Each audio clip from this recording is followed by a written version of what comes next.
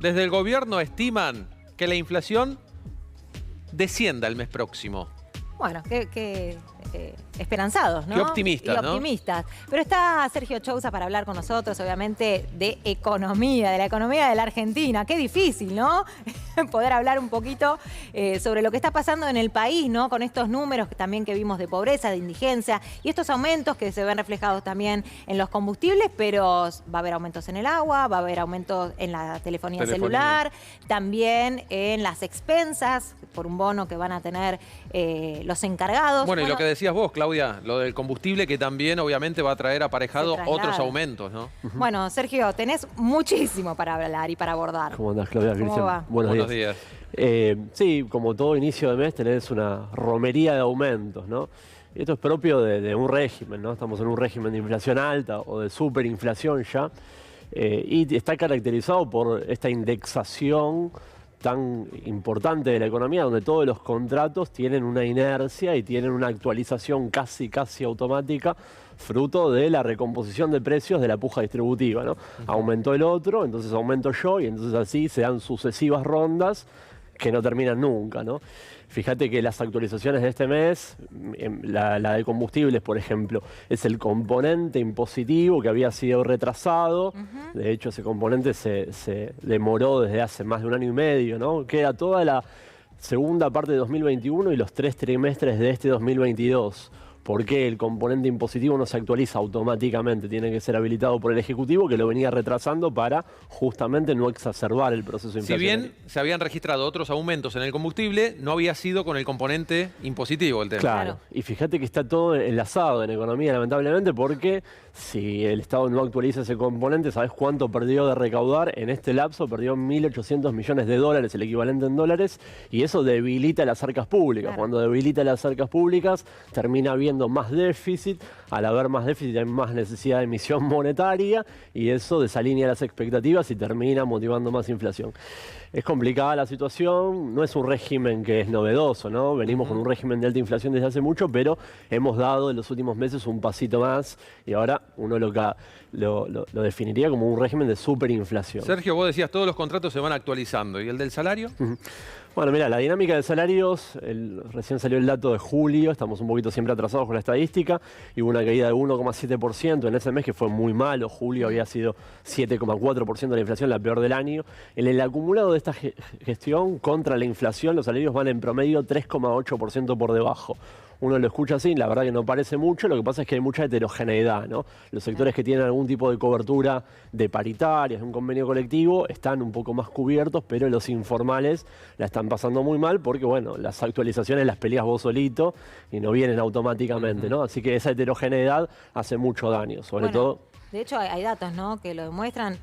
Nada más ni nada menos que el INDEC, ¿no? Hablando de pobreza que ha bajado, pero que subió la indigencia. Sí, fíjate la dinámica de la pobreza. Bueno, salimos de, si se quiere, el peor momento de la pandemia, donde hemos llegado a superar el 40%. Sí. Hemos descendido ya 4 puntitos, pero con esa composición asimétrica, ¿no? Donde se bifurcan las curvas y el segmento de indigencia vuelve a pegar un saltito. ¿Por qué es esto? Porque hay una asimetría entre los aumentos y los productos que más se incrementan son los alimentarios. La canasta básica alimentaria crece más que la canasta básica total y eso genera el aumento de la indigencia. Por eso me parece importante, hay una iniciativa de ley en el Parlamento, esperemos que tenga debate y sanción en los próximos meses, que busca dar un refuerzo para ese universo 1,7 millones de personas que están en esa condición de indigencia, ¿no? Y bueno, algunas estimaciones privadas de este mes dan cuenta que, bueno, justamente los alimentos es lo que más aumentó, pero principalmente las verduras. Sí, hay un increíble, digamos, algo tan básico, ¿no? Sí, frutas y verduras tienen un componente estacional siempre, sí, ¿no? Muy marcado. Pero sí, hay algunos casos caso más paradigmático es la cebolla, qué cara está la cebolla, que tuvo incrementos de arriba del 300%. Bueno, se puede explicar. Bueno, y los lácteos también, según las estimaciones estas privadas, ¿no? Que también aumentaron. Sí, es una situación dramática en materia de los alimentos, que obviamente es lo que más afecta a los sectores vulnerables.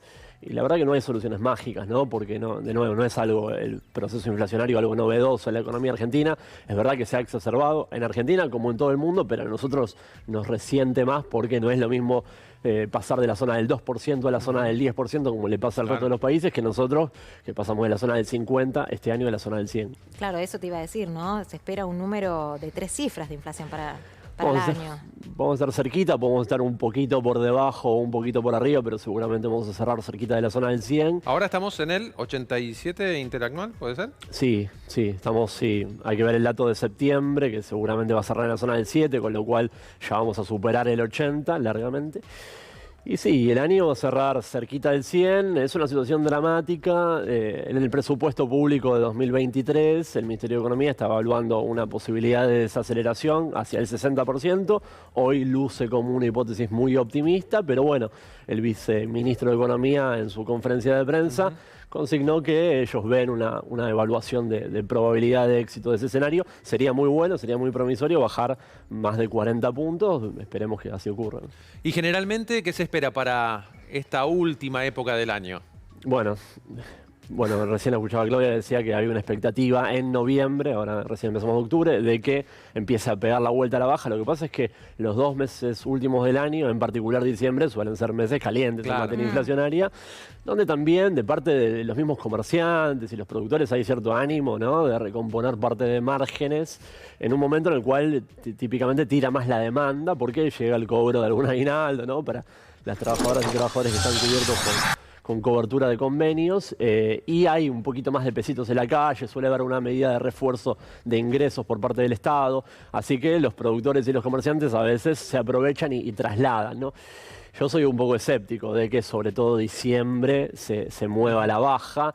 Yo diría tal vez un empate, mantener el empate y al menos que no se acelere nuevamente, ya puede ser considerado mínimamente un buen resultado. Sergio, mirá, ahí estábamos viendo el precio del combustible, casi 200 pesos el diésel. El premium diésel.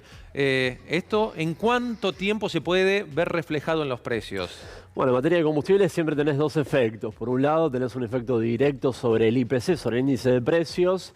Para este incremento debería tener un impacto marginal, un poquito menos de medio punto de manera directa, respecto de los consumos de la ciudadanía de combustible directo, a las personas que cargan en las gasolineras, pero después tenés un efecto que es indirecto, que no se manifiesta solamente en un mes, en el momento en el cual juega el aumento, sino que se va trasladando gradualmente. ¿Por qué? Porque la logística obviamente tiene un costo y después los productores terminan trasladando eso, así que juega por 2 efectos, por el lado directo sobre los consumos de las familias y por el lado indirecto por el costo de los precios que consumimos.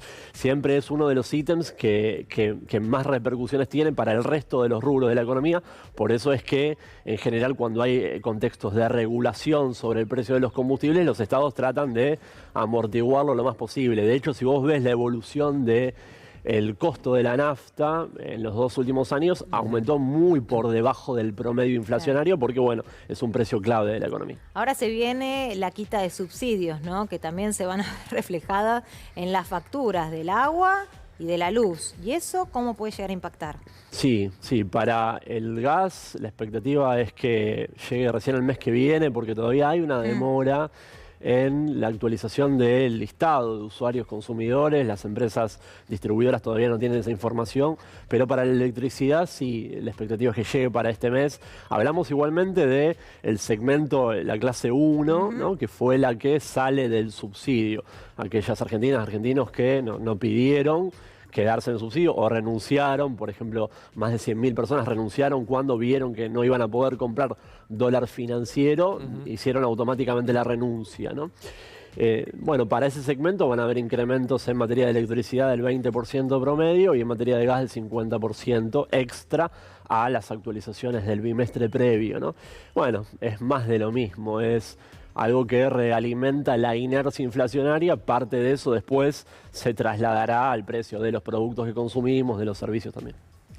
Bien, estos 8.123 millones de dólares de liquidación del dólar soja, ¿cómo influye en la economía del día a día de la gente que tiene que ir a comprar todos los días? ¿Cómo influye? ¿Cómo le pega a la gente? Bueno, entre tanta pálida es una noticia promisoria, ¿no? El resultado de la implementación del esquema de reconocimiento para el complejo soja y las reservas que se acumularon al respecto son un buen dato de la economía.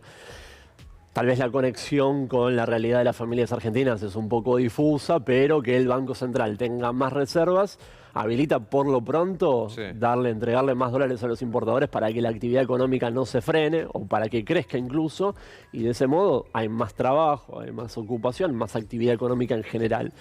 Por otro lado, le da robustez al Banco Central para enfrentar movimientos disruptivos, ¿no? Lo que pasó, recordarán, en el mes de junio y de julio, donde hubo un cimbronazo cambiario que fue atroz, que prácticamente amenazaba con llevarse todo puesto. Bueno, si vos tenés un Banco Central más gordito en reservas, podés tener más solidez. Así que es un buen resultado. Obviamente habrá que ver qué ocurre en los próximos meses, porque el flujo de dólares que entra en la economía argentina es crucial, y ahora que se corta, digamos, esta dinámica vinculada al complejo soja, hay que ver cómo compensan el resto de los sectores.